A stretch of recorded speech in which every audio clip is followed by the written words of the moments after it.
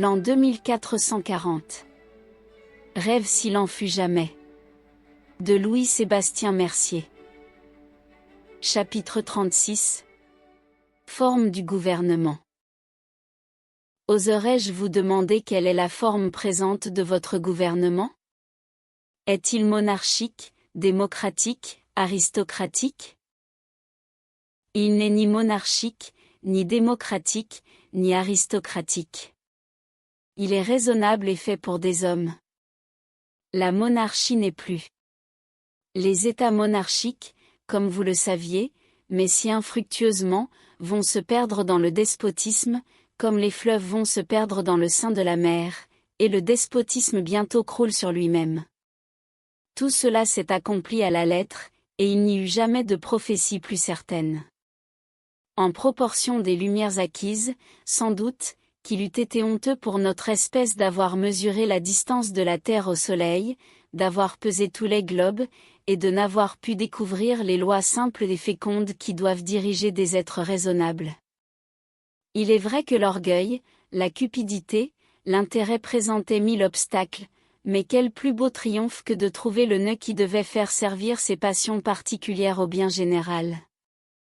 Un vaisseau qui sillonne les mers commande aux éléments au moment même où il obéit à leur empire, soumis à une double impulsion, sans cesse il réagit contre eux. Voilà peut-être l'image la plus fidèle d'un État, porté sur des passions orageuses, il reçoit d'elles le mouvement, et doit résister aux tempêtes. L'art du pilote est tout. Vos lumières politiques n'étaient qu'un crépuscule, et vous accusiez imbécilement l'auteur de la nature, tandis qu'il vous avait donné l'intelligence et le courage pour vous gouverner.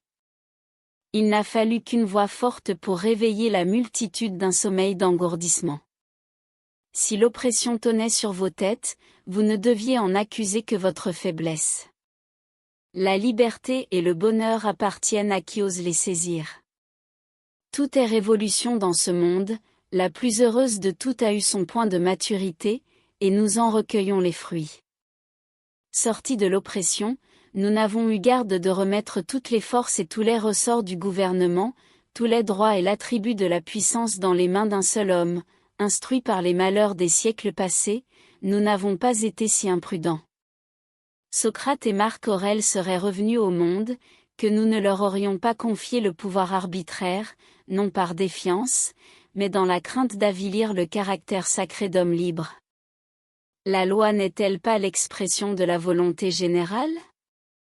Et comment confier à un seul homme un dépôt aussi important? N'aura-t-il pas des moments de faiblesse, et quand il en serait exempt, les hommes renonceront-ils à cette liberté qui est leur plus bel apanage? Nous avons éprouvé combien la souveraineté absolue était opposée aux véritables intérêts d'une nation. L'art de lever des tribus raffinées, toutes les forces de ce terrible cabestan progressivement multipliées, les lois embrouillées, opposées l'une à l'autre. La chicane dévorant les possessions particulières, les villes remplies de tyrans privilégiés, la vénalité des offices, des ministres et des intendants traitant les différentes parties du royaume comme des pays de conquête, une subtile dureté de cœur qui raisonnait l'inhumanité. Des officiers royaux qui ne répondaient de rien au peuple et qui insultaient plutôt qu'ils ne déféraient à ses plaintes, tel était l'effet de ce despotisme vigilant, qui rassemblait toutes les lumières pour en abuser, à peu près comme ces vers ardents qui ne s'échauffent que pour embraser. On parcourait la France, ce beau royaume que la nature avait favorisé de ses regards propices, et qui voyait tant? Des cantons désolés par les maltautiers, les villes devenues bourgs, les bourgs-villages, les villages-hameaux, leurs habitants hâves, défigurés, des mendiants enfin, au lieu d'habitants. On connaissait tous ces mots, on fuyait des principes évidents pour embrasser le système de la cupidité, et les ombres qu'elle faisait naître autorisaient la déprédation générale. Le croiriez-vous? La révolution s'est opérée sans effort, et par l'héroïsme d'un grand homme. Un roi philosophe, digne du trône puisqu'il le dédaignait, plus jaloux du bonheur des hommes que de ce fantôme de pouvoir, redoutant sa postérité et se redoutant lui-même, offrit de remettre les États en possession de leurs anciennes prérogatives. Il sentit qu'un royaume étendu avait besoin de la réunion des différentes provinces pour être gouverné sagement. Comme dans le corps humain, outre la circulation générale, chaque partie a sa circulation particulière, ainsi chaque province, en obéissant aux lois générales, modifie ses lois particulières d'après son sol, sa position, son commerce, ses intérêts respectifs. Par là tout vit, tout fleurit. Les provinces ne sont plus pour servir la cour, et pour orner la capitale. Un ordre aveugle, émané du trône, ne vient point porter le trouble dans des lieux où l'œil du souverain n'a jamais pu pénétrer. Chaque province se trouve dépositaire de sa sûreté et de son bonheur, son principe de vie n'est pas éloigné d'elle, il est dans son propre sein, toujours prêt à féconder l'ensemble, à remédier aux maux qui pourraient arriver. Le secours présent est remis à des mains intéressées qui ne pâliront point la cure, ou qui même ne se réjouiront pas des coups qui peuvent affaiblir la patrie. La souveraineté absolue fut donc abolie. Le chef conserva le nom de roi, mais il n'entreprit pas follement de porter tout le fardeau qui accablait ses ancêtres. Les États assemblés du royaume eurent seuls la puissance législatrice. L'administration des affaires, tant politique que civile, est confiée au Sénat, et le monarque armé du glaive veille à l'exécution des lois. Il propose tous les établissements utiles. Le Sénat est responsable au roi, et le roi et le Sénat sont responsables aux États qui s'assemblent tous les 2 ans. Tous y décident à la pluralité des voix. Loi nouvelle, charge vacante, grief à redresser, voilà ce qui est de son ressort. Les cas particuliers ou imprévus sont abandonnés à la sagesse du monarque. Il est heureux, et son trône est affermi sur une base d'autant plus solide que la liberté de la nation garantit sa couronne. Des âmes qui n'auraient été que communes doivent leur vertu à ce ressort éternel des grandes choses. Le citoyen n'est point séparé de l'État, il fait corps avec lui, aussi faut-il voir avec quel zèle il se porte à tout ce qui peut intéresser sa splendeur. Chaque arrêt émané du Sénat est motivé, et le Sénat explique en peu de mots ses motifs et son intention. Nous ne concevons pas comment dans votre siècle, soi-disant éclairé, vos magistrats osaient dans leur morgue orgueilleuse vous proposer des arrêts dogmatiques, semblables aux décrets des théologiens.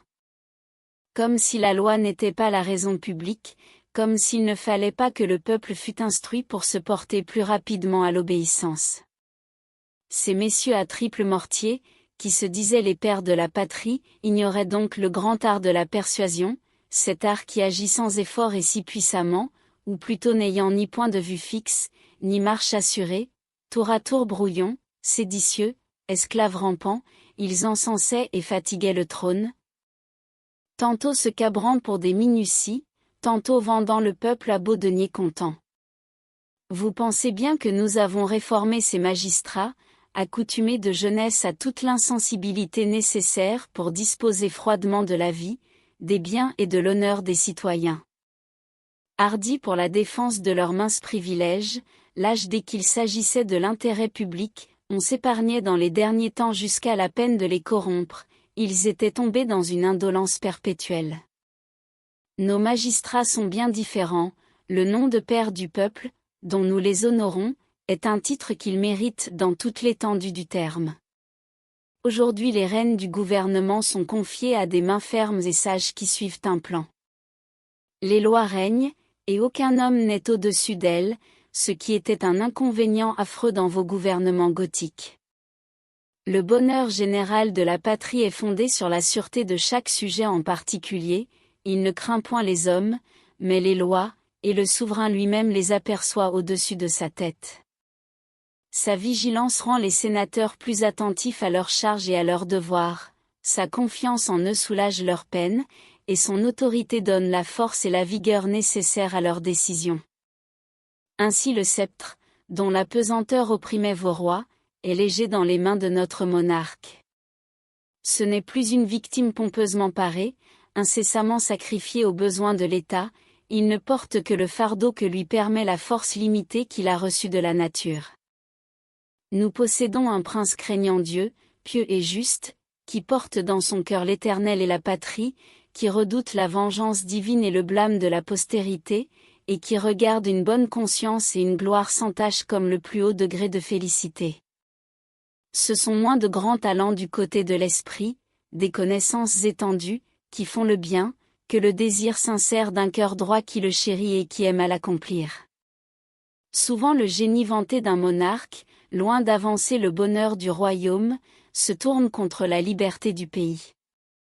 Nous avons concilié ce qui paraissait presque impraticable à accorder, le bien de l'État avec le bien des particuliers. On prétendait même que le bonheur public d'un État était nécessairement distinctif du bonheur de quelques-uns de ses membres.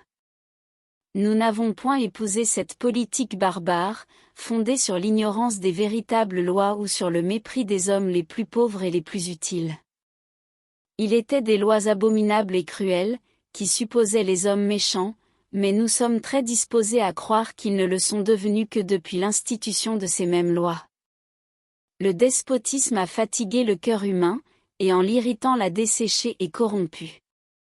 Notre roi a tout le pouvoir et l'autorité nécessaires pour faire le bien, et les bras liés pour faire le mal. On lui expose la nation sous un jour toujours favorable, on présente sa valeur, sa fidélité envers le prince, son horreur pour tout joug étranger. Il est des censeurs qui ont droit de chasser d'auprès du prince tous ceux qui inclineraient à l'irréligion, au libertinage, au mensonge, à l'art plus funeste de couvrir la vertu de ridicule. On ne connaît plus aussi parmi nous cette classe d'hommes, qui sous le titre de noblesse, qui pour comble de ridicule était vénale, accourait ramper autour du trône, ne voulait suivre que le métier des armes ou celui de courtisan, vivait dans l'oisiveté, rassasiait son orgueil de vieux parchemin, et présentait le déplorable spectacle d'une vanité égale à sa misère. Vos grenadiers versaient leur sang avec autant d'intrépidité que le plus noble d'entre eux, et ne le mettaient pas assis au prix. D'ailleurs, une telle dénomination dans notre République aurait offensé les autres ordres de l'État. Les citoyens sont égaux, la seule distinction est celle que mettent naturellement entre les hommes la vertu, le génie et le travail. Malgré tant de remparts, de barrières, de précautions, afin que le monarque n'oublie point, en cas de calamité publique, ce qu'il doit aux pauvres, il observe chaque année un jeûne solennel qui dure 3 jours. Pendant ce temps notre roi souffre la faim, endure la soif, est couché sur un grabat, et ce jeûne terrible et salutaire lui imprime dans le cœur une commisération plus tendre envers les nécessiteux. Notre souverain n'a pas besoin, il est vrai, d'être averti par cette sensation physique, mais c'est une loi de l'État, une loi sacrée, jusqu'ici suivie et respectée. À l'exemple du monarque, tout ministre, tout homme qui touche aux rênes du gouvernement, se fait un devoir de sentir par lui-même ce que c'est que le besoin et la douleur qui en résultent, il en est plus disposé dans la suite à soulager ceux qui se trouveraient soumis à l'impérieuse et dure loi de l'extrême nécessité. Mais, lui dis-je, de tels changements ont dû être longs, pénibles, difficultueux. Que d'efforts il vous a fallu faire. Le sage, souriant avec douceur, répondit. Le bien n'est pas plus difficile que le mal. Les passions humaines sont de terribles obstacles. Mais dès que les esprits sont éclairés sur leurs véritables intérêts, ils deviennent justes et droits. Il me semble qu'un seul homme pourrait gouverner le monde, si les cœurs étaient disposés à la tolérance et à l'équité. Malgré l'inconséquence ordinaire aux gens de votre siècle, on avait su prévoir que la raison ferait un jour de grands progrès, les effets en sont devenus sensibles, et les principes heureux d'un sage gouvernement ont été le premier fruit de la réforme. Merci d'avoir écouté cette vidéo. Si cette vidéo vous a plu, vous pouvez vous abonner gratuitement à la chaîne Coin Livre Audio. N'oubliez pas de liker avec le pouce vers le haut. Vous pouvez aussi me laisser un commentaire. À bientôt.